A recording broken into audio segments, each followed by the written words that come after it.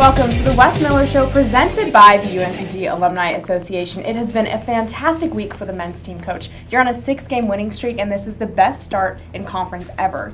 How are you feeling about the last 2 games? Well, I'm pleased that we won, Megan. I mean, I think we could be playing better, and I think as a coach you're always going to be critical and you're always going to be looking for where you can grow and where you can improve, and that's certainly my mindset with any team in this point in the season in the middle of conference play. But as you look back on last week, what I'm proud of is that we found ways to win games, and they were tough road games at home against really tough, gritty teams, and we figured out ways down the stretch to get wins. With Mercer, after the game, you said that you told the guys in the locker room that is as proud as you've been as a coach. Why? I thought some of our games early in the year where we didn't have the rhythm offensively, or we didn't see the ball go through the way that we wanted, or we had a little adversity, I thought we let that affect us moving forward into the second half and late in the game. And Mercer, and give Mercer credit, I thought they took us out of rhythm. They made the game ugly for us. And you look up and it's not going your way, and they have a lead there in the second half. And I thought our guys just handled the moment really well. And so I was really proud. I thought that was growth for this team. And then to find a way to win a game that we may or may not deserve to win. I thought Mercer outplayed us for the majority of the game, but to find a way down the stretch to win the game, I think that said a lot about our character, and I thought that was growth for us. A player that really stood out, Deontay Baldwin, he had the go-ahead 3 with 4.1 seconds left on the clock, and he also made it to the 1,000-point club, the 23rd player in UNCG history ever to do that. What is it that's so special about Deontay? You're talking about one of the hardest workers I've ever been around, and you combine that, his work ethic, with his will to win and compete. He's so darn competitive, and that's rubbed off on this team. And I think you saw that in those games this weekend, that he wasn't having one of his better games against Mercer, but when it came down to the last couple minutes of the game, he seemed to just put it all behind him and make the plays that we needed him to make for us to win the game, and he made some big ones. The Citadel threw a little bit of a curveball at you by playing a lot of zone instead of man. How did the guys respond? Well, we had prepared a lot in the week for zone defense going into the Mercer game. So even though we weren't Citadel hadn't played a possession of zone defense all year, aside from some extended 1-3-1. So that was a major curveball. I mean, we were as shocked as we could be on the bench that they dropped into a zone on the first possession and played that for the majority of the game. But we had spent the majority of the week working to prepare for Mercer, so we were ready to attack a zone, even though we might not have been prepared that night. But it was a curveball, and give Duger credit, I thought it affected us a little bit early. But we did kind of break through there in the second half and find a little bit of a rhythm in the last 8 minutes. And looking forward to the 2 games this week, Wofford away and then Furman back at home. What is the prep and practice looking like the next couple of days? Well, like I said, we got our work cut out for us. It's hard to even think about Furman when you got Wofford a couple days away. But Wofford is a tremendous club. I mean, they've had some tough losses here early in league, but man, they're really good.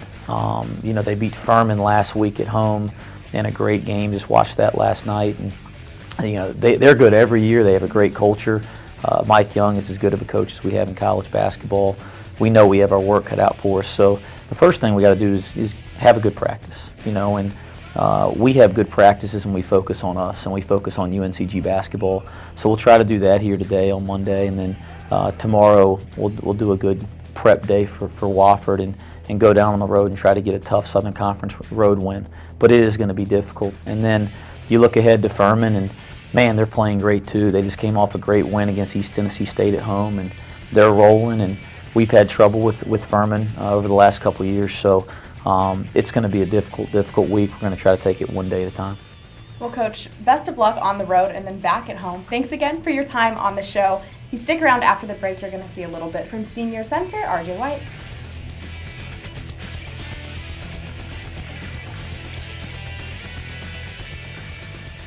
Hi, I'm Barbara Corcoran.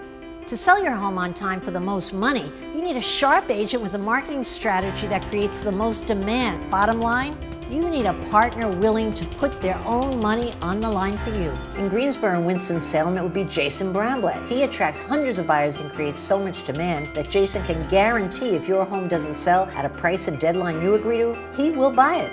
Partner with the agent I trust. Go online or call and get your home sold. Add big flavor to your next get-together with Subway Catering, featuring good-to-go boxed meals with a side and freshly baked cookie, crowd-pleasing giant subs, and piled-high sandwich platters overflowing with flavorific choices. All made the way you say with everything you love, like jalapenos and Chipotle Southwest sauce. Subway Catering is simple and satisfying, a great value for any budget. Just call 877-360-CATER or visit Subway.com and let us take care of any occasion. Subway, cater fresh.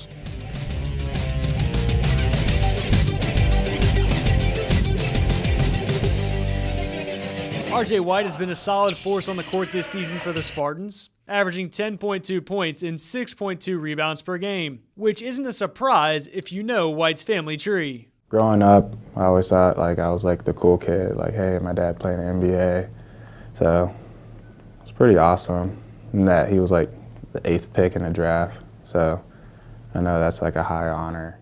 Before making the jump to the NBA, Randy White had an All-American career at Louisiana Tech, filling the shoes left by Karl Malone. Meaning right from birth, RJ White had an incredible teacher. We used to go to the gym a lot, and he can't really move like he used to, so we would just play one-on-one in a post, and I could never win.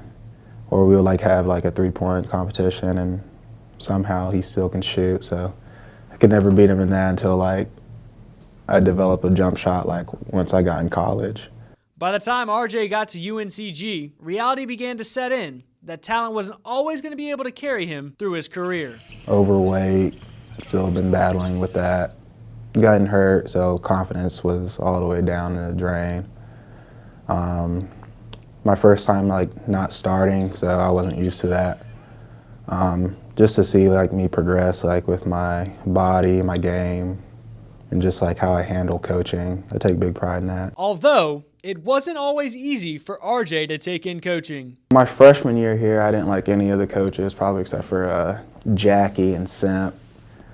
I thought Coach Roberts was funny and cool, but he would chew me out every day. I didn't really even talk to Coach Miller that much my freshman year. My dad told me if a coach is on you 24/7, that just means he cares.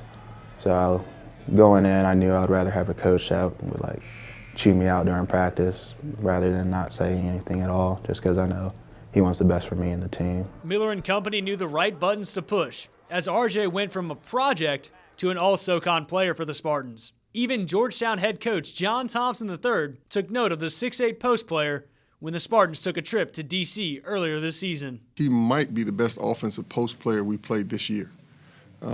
And that's how, as a staff, we felt going into it. He has a great feel for the game. You can't speed him up.